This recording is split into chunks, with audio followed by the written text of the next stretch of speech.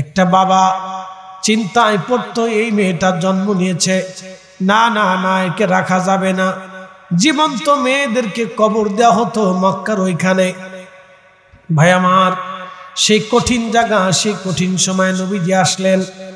আহা, একটু বুঝেন তো, আজ্ঞামে জাহিলিয়াতের সময় নবীজি আল আমিন বিশ্বাসী ছিলেন। ওই সময় কেউ নবীজির চরিত্র নিয়ে কথা বলতে পারে নাই। তাহলে আপনি বলেন তো, 40টা বছর নবীজি কাফের আর মুশরিকদের মাঝে বিচরণ করলেন, সংসার করলেন, আর তাদের সাথে ঘুরলেন ফিরলেন, উঠা বসা করলেন, লেনদেন করলেন।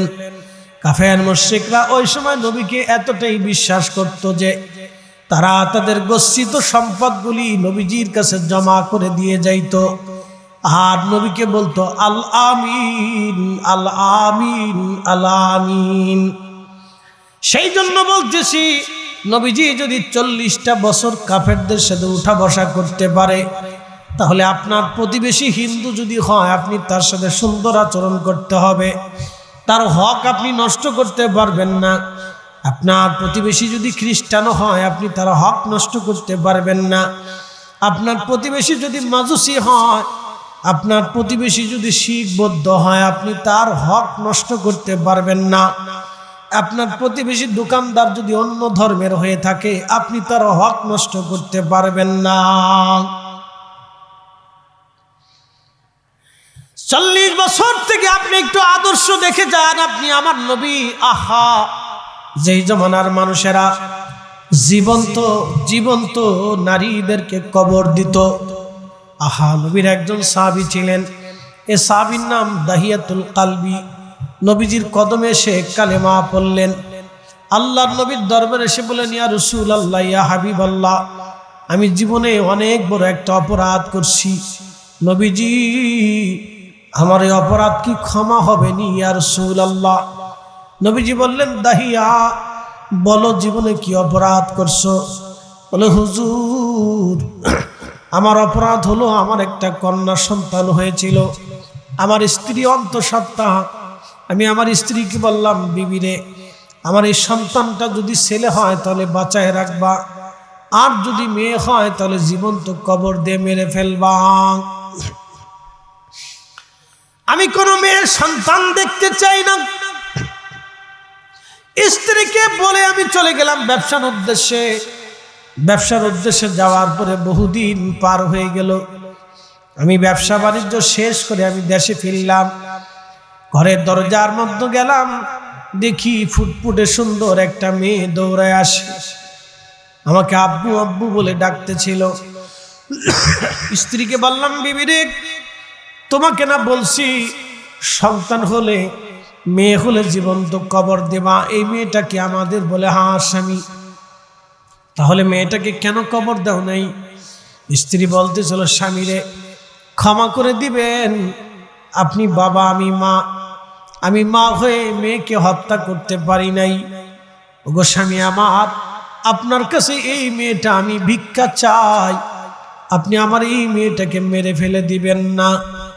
চিন্তা করলাম, এখন যদি মারতে যাই তাহলে স্ত্রী রাগ, মন খারাপ হবে। বাচ্চাটার প্রতি আমার একটু সহানুভূতি হলো। চিন্তা করলাম, কিছুদিন পরে আমি তারে মেরে ফেলবো।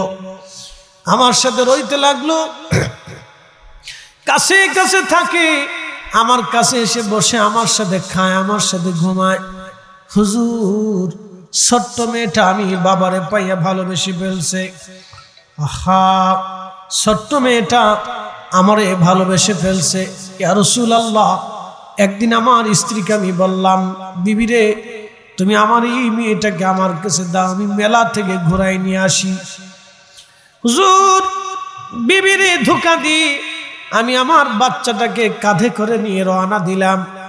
মেয়েটা বলতেছিল, আব্বু, কোথায় তুমি আমার নিয়ে চলো? বলে, মারে, আমি তোমাকে এমন একটা জায়গা নিয়ে যাচ্ছি, খুবই সুন্দর এবং খুবই চমৎকার, তোমাকে কিনে কেটে দেব।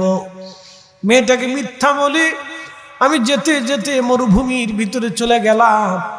একেবারে নির্জন, ডানে সামনে বামে পিছনে তাকায় দেখি কোনো মানুষ নাই, জনমানবহীন শূন্য। হাতে রাখা শাবল দিয়ে মাটি খনন করতেছিলাম। মেয়েটা আমাকে বলতেছিল, বাবা মাটি কেন খনন করো? সেই সময় আমি বলতেছিলাম, মেয়েরে কিছু সময় পরে বুঝবা আমি কি জন্য মাটি খনন করি। মেয়েরে কিছু সময় পরে বুঝবা আমি কি জন্য মাটি খনন করি। ইয়া রাসূলুল্লাহ, ছোট্ট মেয়েটি আমাকে ধরে, ইয়া নবী আল্লাহ, আমাকে ধরে আমার শরীরের ময়লা ধুলাবালিগুলি পরিষ্কার করে দিচ্ছিল। আমার দাড়ি এবং চুলের মধ্যে মাটিগুলি লাগা, ওই মাটিগুলি খুঁটে খুঁটে বাচ্চাটা পরিষ্কার করতেছিল। নবীজি, তখন আমার মায়া লাগে না ইয়া রাসূলুল্লাহ। মেয়েটা বারবারই বলতেছিল, আব্বু কি জন্য তুমি এইভাবে মাটি খনন করো? নবীজি, আমি মাটি খনন করতেছিলাম, আমার ছোট্ট বাচ্চা আমার সাথে মাটি খনন করতেছিল। ইয়া রাসূলুল্লাহ, মাটি যখন একবারে মাথা বরাবর খনন হয়ে গেল, যখন বুঝতে পারলাম মেয়েটা কবর থেকে উঠে আসতে পারবে না, ইয়া নবী আল্লাহ, মায়াহীন দাহিয়াতুল কলবি সেই দিন সেই ছোট্ট মেয়েটাকে ধাক্কা দিয়ে কবরের মধ্যে আমি ফেলে দিলাম। নবীজি, মাটিগুলি দিয়ে আমি কবর ভরে দিচ্ছিলাম। ছোট্ট মেয়েটা চিৎকার মেরে বলতেছিল, আব্বাজান আপনি আমার জীবনটাকে ভিক্ষা দিয়ে দেন। যদি সন্তান হিসেবে পরিচয় দিতে আপনার লজ্জা করে, পৃথিবীর অন্য কোথাও আপনি আমাকে চলে যেতে দেন। আব্বু আমার জীবন ভিক্ষা দেন। বিনয়ে বিনয়ে মেয়েটা কাঁদতেছিল। নবীজি, আমার তখনও মায়া লাগে নাই। ইয়া রাসূলুল্লাহ, আমার তখনও দয়া হয় নাই। নবীজি, আমার তখনও মায়া লাগে নাই। নবীজি, জীবন্ত মেয়েটাকে মাটির ভিতরে মরুভূমির ভিতরে পুঁতে রেখে চলে আসছি। ইয়া রাসূলুল্লাহ, কালেমা পড়ছি। নবীজি, এই অপরাধের কথা মনে করে আমার ঘুম আসে না। নবীজি, এত বড় নিষ্ঠুর আমি ছিলাম। ইয়া নবী আল্লাহ, আমার গুনাহ মাফ হবেনি, আমার গুনাহ মাফ হবেনি গো নবীজি। ঠিক তখন আমার নবীজি চক্ষু মুবারক দিয়ে পানি পড়ে পড়ে দাড়ি মুবারক ভিজে ভিজে পড়তেছিল। নবীজি বলতেছিল, দাহিয়া করছো কি? এইরকম কি মানুষ নিষ্ঠুর হতে পারে? লা ইয়া রাসূলুল্লাহ, আমি এরকম নিষ্ঠুরতার কাজ করেছিলাম। ইয়া নবী আল্লাহ, আমার অনুতপ্ত লাগতেছে, খুব খারাপ লাগতেছে, ঘুমাইতে পারি না। হুজুর, সন্তানের চিন্তায় আমি পেরেশান। আজ আমি কি জবাব দিব আল্লাহর দরবারে দাঁড়াইয়া? যদি আমার মালিক জিজ্ঞাসা করে আমি কি জবাব দিব আল্লাহর কাছে? হুজুর, আমার কি কোনো তওবা কবুল হবেনি? আমার আল্লাহ মাফ করবেনি?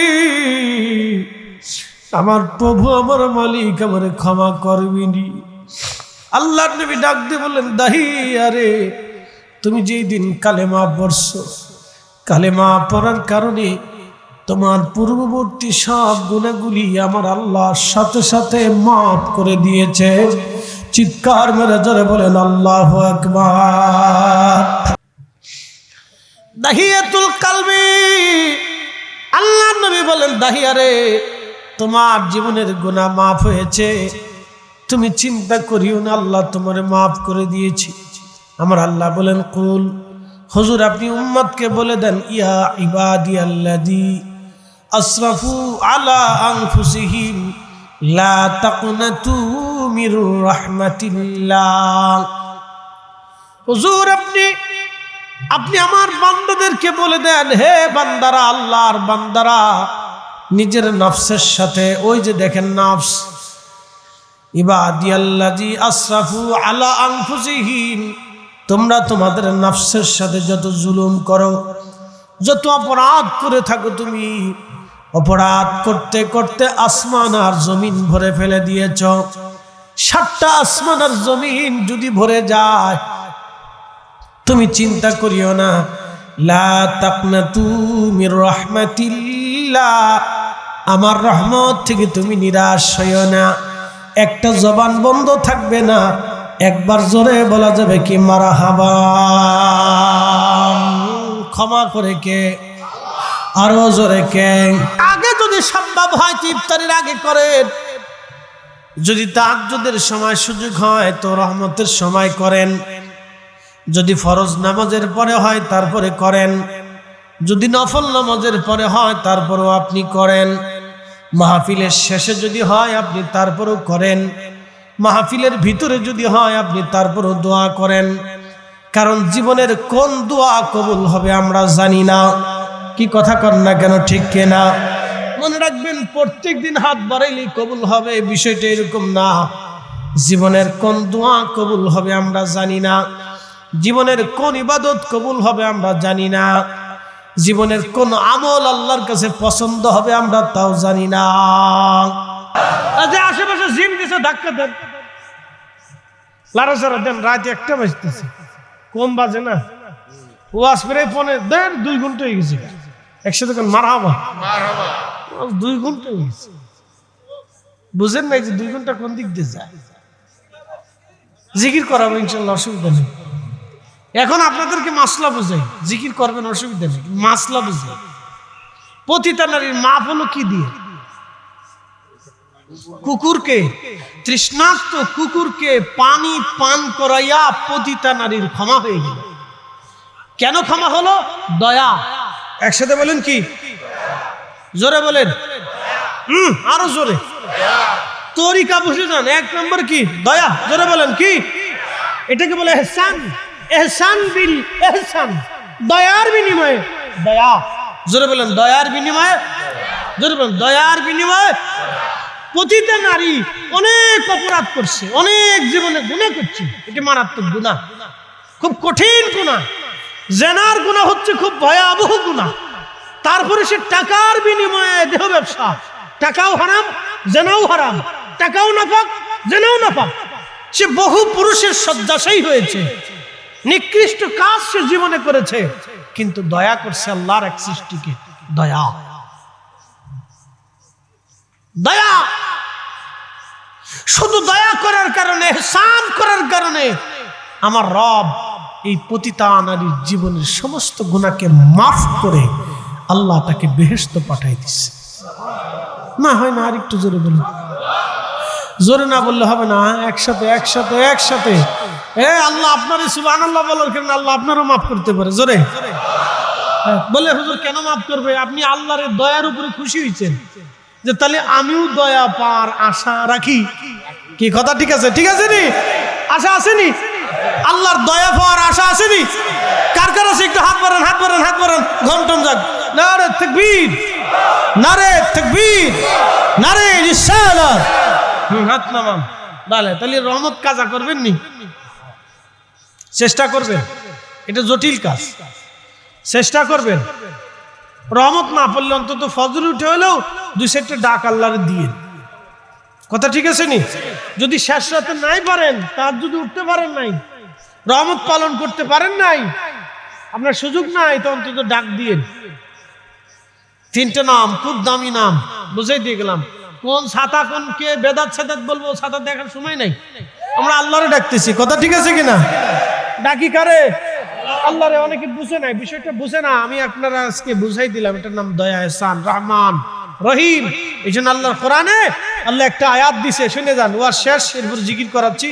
তবরক কইছেন, তবরক যদি হয় তাহলে মাঠে নিয়ে আসেন, মাঠে নিয়ে আসেন, মাঠে নিয়ে আসেন। ওটা ঘিরান পাইলে শরীরটা চাঙ্গা হইব আর কি। মাঠে নিয়ে আসেন। আর যারা চারপাশ দিয়ে ঘুরতেছে তারাও আসেন, কারণ আপনাদের সীমানা শেষ। নফসে বলতেছি, নফসে মুতমা, নফসে আম্মারা, যারা নফসে আম্মারার অধিকারী সব চলে আসেন। এখন দেখেন লাস্টে এসে আল্লাহ যদি মাফ করে, হেদায়েত করে। কি কথা ঠিক আছে কিনা? তাহলে একসাথে বলি না, আল্লাহু আকবার। আল্লাহ কোরআনের এক আয়াতে ওয়াজ করলেন, ওয়াকাযা রাব্বুকা আল্লাহ তা'বুদু ইল্লা ইয়্যাহু ওয়া বিল ওয়ালিদাইনি ইহসানা।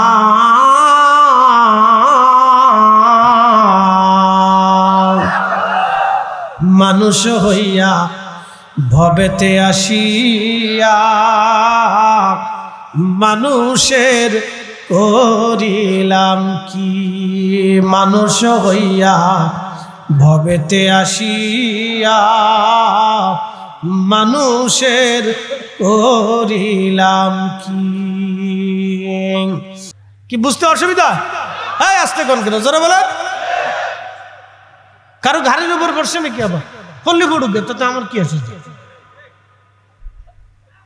তাতে আমার কি আছে?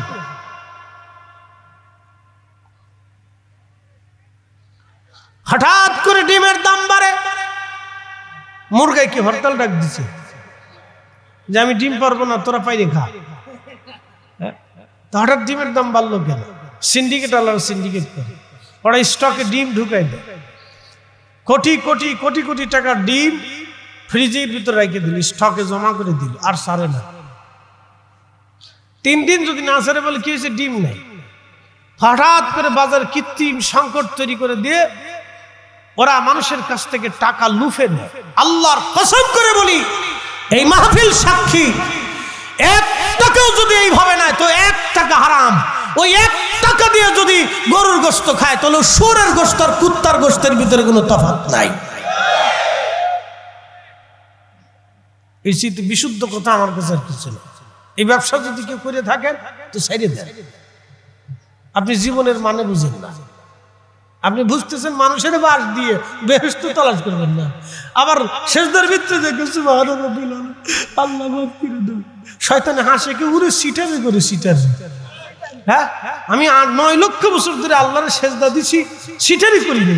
তুই 60 বছরের জিন্দিগি ভাইয়া মানুষের বাস দিয়ে হলে আল্লাহর কাছে মাফ চাই, তো তোর মতো সিটার আছে কেটা? ও জীবনের মানে বুঝে না।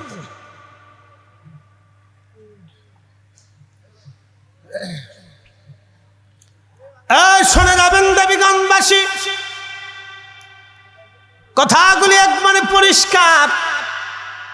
আল্লাহ এই সমস্ত ডাকাত থেকে আমরা বাঁচাই রাখুক। জোরে বলেন আমিন। না হয় না, যেমনি আমিন করতেছেন মনে হয় আপনারা এর সাথে জড়িত আছেন নাকি? আবার জোরে বলেন আমিন। হ্যাঁ হ্যাঁ, আরো জোরে বলেন আমিন। আল্লাহ বানাইলেন কত জাতি,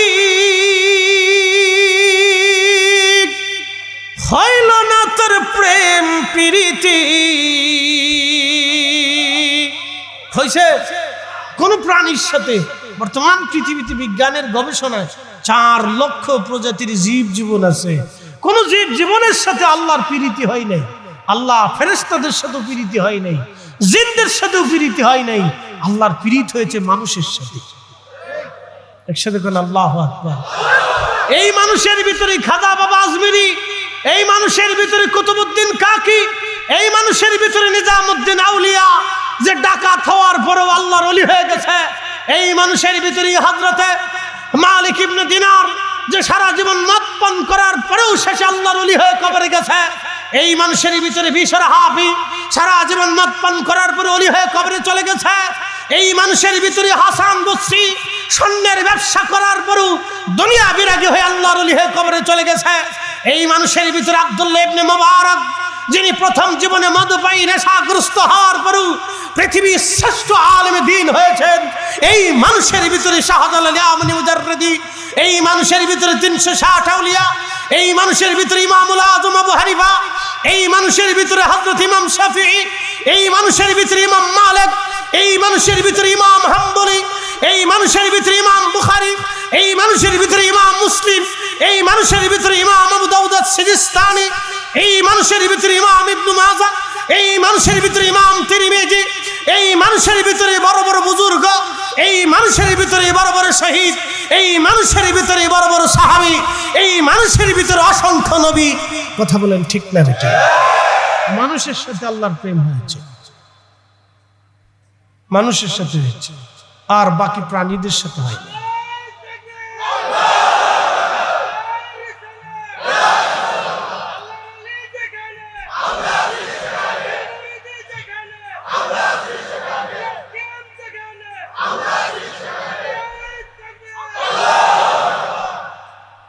গলাটা আছে না, গলার পাওয়ার বালা, হ্যাঁ গলার পাওয়ার বালা। খুব মনোযোগ দিবেন হাজিরিন, এই মানব জাতির সাথে আল্লাহর প্রেম হয়েছে, এই জন্য আল্লাহর সাথে প্রেম করেন। আল্লাহ বানাইলেন কত জাতি, হইল না তার প্রেম প্রীতি, অবশেষে মানুষ বানায় প্রেমের কারণে, প্রেমের ডুরি বান্ধরে মাদিনার শনে। আহা, প্রেমের ডুরি বান্ধরে মাদিনার শনে। মানুষ বানাইছে আল্লাহ প্রেমের কারণে, বলেন মানুষ বানাইছে আল্লাহ প্রেমের কারণে, প্রেমের ডরি বান্ধরে মাদিনার শনে। আল্লাহুম্মা সাল্লি আলা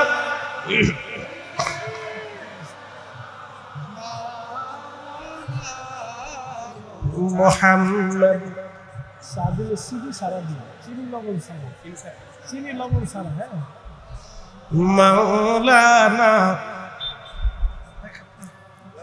তুমি আল্লাহর প্যারা হাবিব, তোমার তুলনা নাই কেউ আর। জোরে বলেন আছে? তোমার মতো আকাশ ভ্রমণ করেনি কোন পয়গম্বর। আল্লাহুম্মা সাল্লি আহা জবান খুলে মাশাআল্লাহ। মুহাম্মাদু আলা আলি সাইয়্যিদিনা।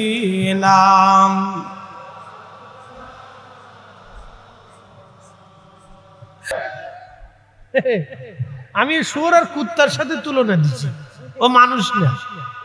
শুয়োর আর কুত্তা কবে হুজুর আমাদের সাথে তুলনা দিয়ে, আমরা খাই কিন্তু বেঈমানি করি না। কি কথা কন না? রমজান মাসে রোজাদাররা রোজা রাখে, এদেশের সবাই কি ধনী? কত দরিদ্র মা সারাদিন পরিশ্রম করে 500 টাকা রুজি করে। আমার ঢাকা মসজিদের পাশে ইট ভাটা আছে, ওই ইট ভাটা তো নয়, ভাটার মালটাল এনে ওরা বিক্রি করে, বিল্ডিং সিল্ডিং করে, মহিলারা কাজ করে।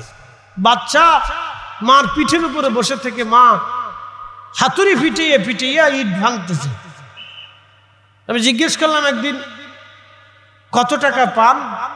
বলে ইট ভাঙ্গার উপরে নির্ভর করে, যত ভেঙে দিতে পারবো তত টাকা পাবো। সেই হিসাবে 500 টাকা হয়, 600 টাকা হয়, 700 টাকা হয়। সারাদিন ইট ভাঙ্গে একটা মেয়ে, একজন মহিলা, একটা মা 500 টাকা রুজি করে। তো বাজারে যাওয়ার পরে যদি দেখে যে দাম বাড়ছে, তখন ওই মহিলার বুকের ভিতরে কাঁপুনি দিয়ে উঠে।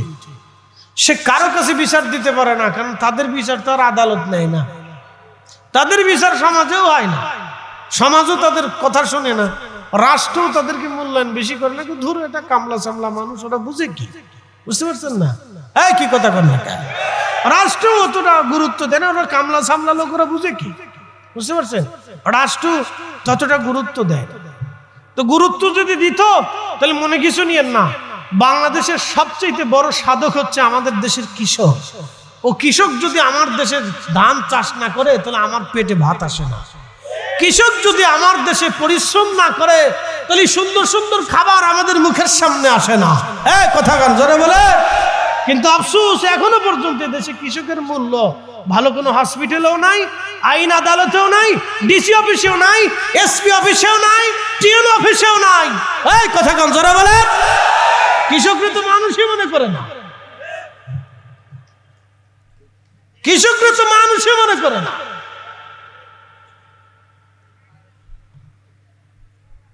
কৃষকরা মানুষ মনে করে, মানুষই তো মনে করে না।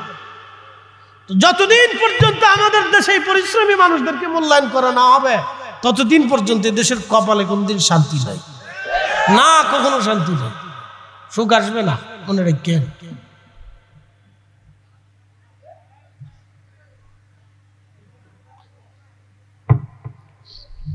প্রিয় হাজিরিন, খুব মনোযোগ দিবেন। এই উঠে যান, কে কি সমস্যা, কি যান পেশাব করেছেন, যান যান। ওটা ধরে রাখলে শেষে আমার আবার বিপদ হবে। এই প্যান্ডেল ভিতরে সাইডে দিলে তো আর এক যাবে না। যান যান যান, সাইডে আসে। এটা ধরে রাখা যাবে না, এটা আসলে চলে যায়, অসুবিধা নেই, সাইডে দিলাম। যদি বেশি চাপ দেয় চলে যান, এটা ধরে রাখলে কিডনি সমস্যা। পেশাব ধরে রাখবেন না। এটা আল্লাহ কি মেশিন বানাই দিছে দেখছেন, খাবেন কিন্তু ছেড়ে দিতে হবে। এরপরও যদি মানুষ জীবনের অর্থ না বুঝে, এই যে খাইছি না, এ ছেড়ে দিতে হবে, ধরে রাখার কোনো সুযোগ নাই। তারপরও মানুষ 2 নম্বরই করে। কি কথা কর না কেন?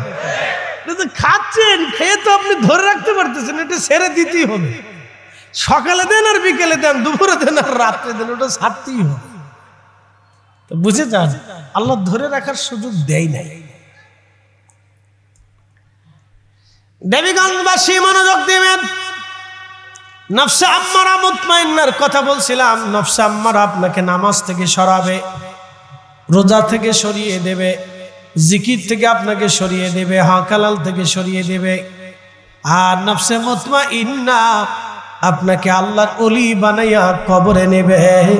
জোরে বলা যাবে কি মারহাবা। মানুষ হইয়া ভবেতে আসিয়া মানুষের করিলাম কি। মানুষ হইয়া ভবেতে আসিয়া মানুষের করিলাম কি। আমি নবী না চিনিলাম, কি যে ভুল করিলাম। নবী না মানিলাম, কি যে ভুল করিলাম। ভস্মে ঢালিলাম ঘি। মানুষ হইয়া ভবেতে আসিয়া মানুষের করিলাম কি। মানুষ হইয়া ভবেতে আসিয়া মানুষের করিলাম কি।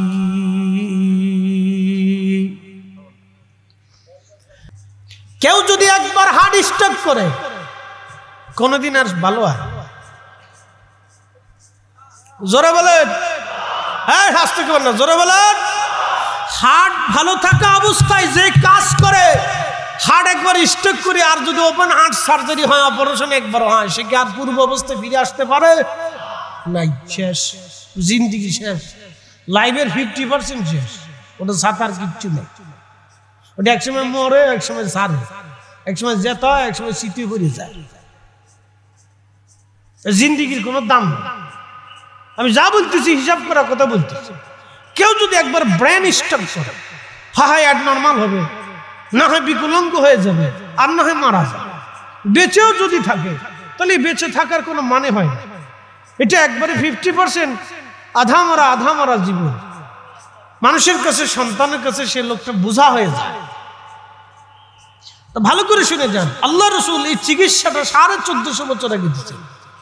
ওয়াইদা ফাসাদাত ফাসাদাল জাসাদ, যদি গোশতের টুকরাটা সুস্থ থাকে, আলা ওয়াহিয়াল কলব, সাবধান তোমার অন্তর, তোমার কলব, তোমার হার্ট, তোমার নাফস, তোমার রূহ, তোমার জীবন যদি সুস্থ থাকে তাহলে সব সুস্থ, নতুবা তুমি অসুস্থ। হুজুর এটা সুস্থ রাখে কেমনে? 1 নম্বর, সুস্থ যদি থাকতে চান তাহলে এখান থেকে হিংসা ছেড়ে দেন।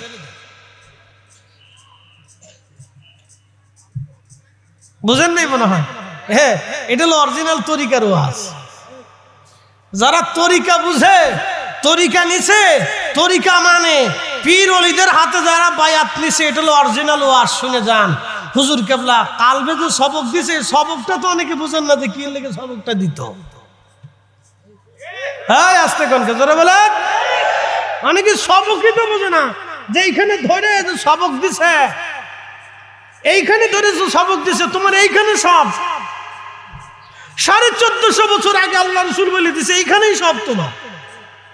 কি কথা কন না কেন? 1 নম্বর কি? হিংসা। জোরে বলেন, এক নম্বর কি? আরো জোরে, আরো জোরে, আরো জোরে। জোর হয় না কে? জোর সে বলো। হিংসা নাই কা? এক দোকানদার আর এক দোকানদারে হিংসা করে, ও যদি দোকানদারি করে তাহলে আমার ব্যবসা ভালো হবে না। ঢাকা শহরে এক পাঞ্জাবি আলা কম দামে পাঞ্জাবি বেচছে, আর এক ব্যবসায়ীকে ধরে এনে পিটাইতে গেছে। কি বিপদের দেশে আছে। এক হুজুর আর এক হুজুরে দেখতে রে, আমরার কথাই কই। হুজুর মনে করো আমার মনে ওয়াজ খাই বলছে। আমাকে ছাগল, তোর ওয়াজ করার দরকার কি? তোর ওয়াজ করতে কইছি কেন? তুই তো ওয়াজের মানেই বুঝিস না। কথা কর না কেন? এক অটোওয়ালা আর এক অটোওয়ালার হিংসা করে, ও মানে আমার প্যাসেঞ্জার নিয়ে গেছে।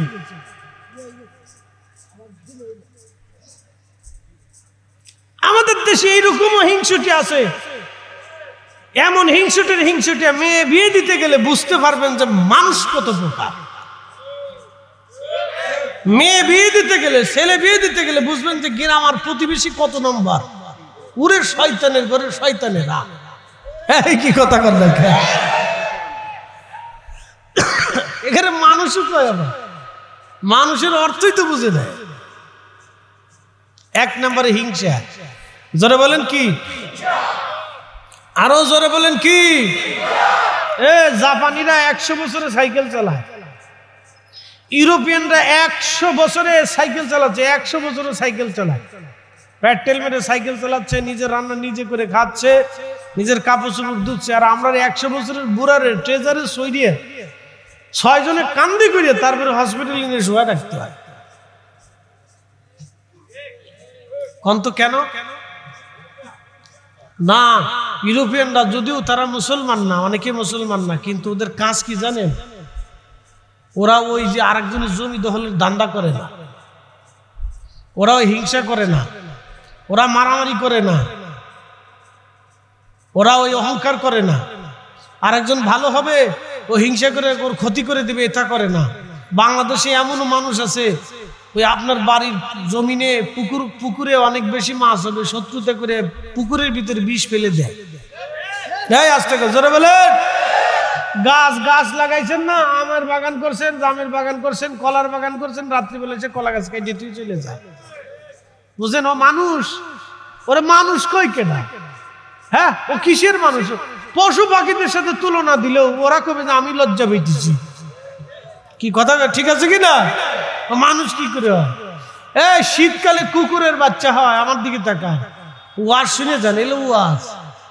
শীতকালে কুকুরের বাচ্চা হয়, কোন কুকুরের 8টা বাচ্চা হয় না ভাই?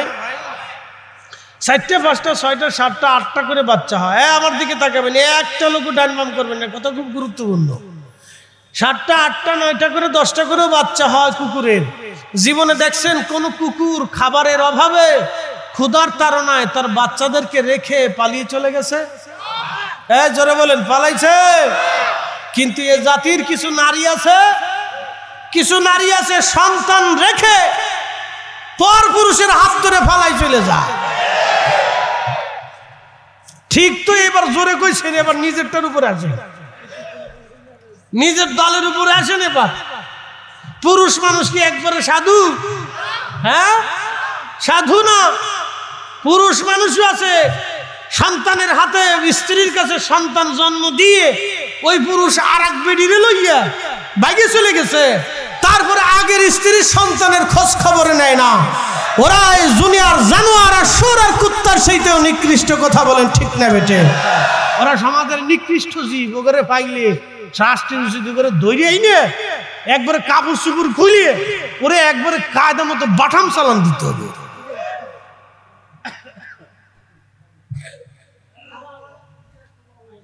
ওয়াজ শুনে যান, বাটাম হচ্ছে লাঠি চালান দিতে হবে, রিমান্ডে দিতে, রিমান্ড। শোনেন, এগুলো আমাদের শিখতে হবে। মানুষ কেন বুঝেন তো? একটা কুকুর, একটা গাভী তার বাচ্চা রেখে পালায় না। কথা ঠিক আছে না? আপনি ওর গলার রশি কেটে দিবেন, রশি কেটে গাভীটার দেশ হইল, সাতারা আইনের গোষ্ঠী কি লাই, যে আইনে একটা শিশুর নিরাপত্তা দিতে পারে না। কি কথা বলেন যারা বলে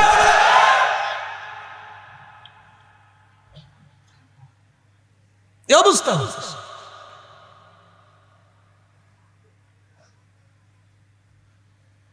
শুনে যান, মানুষ কি জিনিস এটা বুঝতে হলে আপনাকে আল্লাহর ওলিদের সহমতি থাকতে হবে। মানুষের অর্থ বুঝতে হবে। সৃষ্টির সেরা জীব আল্লাহর কোরআন বলতেছে